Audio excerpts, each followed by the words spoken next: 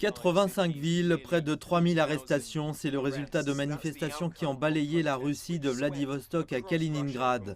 Toutes ces manifestations illégales et non autorisées, et les autorités ont réagi en conséquence par de violents affrontements dans bon nombre de ces villes, rien de moins qu'à Moscou où plus de 800 manifestants ont été arrêtés. Beaucoup d'entre eux savaient que cela allait se produire. Il n'y avait pas de doute que les autorités allaient réprimer les protestations en disant qu'ils enfreignent la législation sur le coronavirus et ils enfreignent la loi exigeant un préavis pour toute protestation de masse. Mais les gens sont sortis quand même, leur inquiétude était double.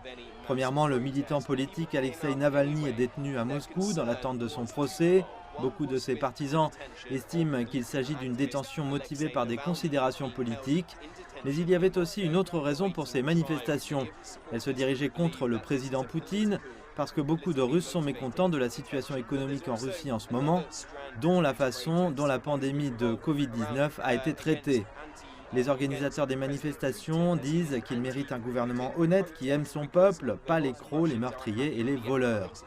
Le Kremlin a répondu à cela en disant qu'il ne s'agit pas de créer un nouveau gouvernement populaire, il s'agit de l'obsession d'un homme pour le pouvoir. Ces choses sont dans l'esprit des Russes tout le temps, il y a toujours des revendications sur le pouvoir abusif russe.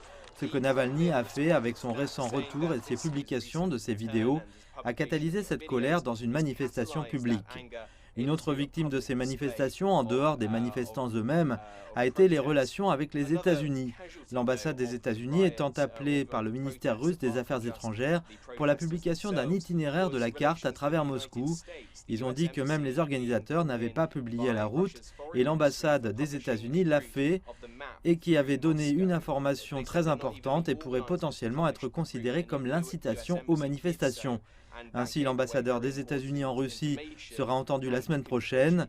Une fin pour une très longue journée pour beaucoup de Russes.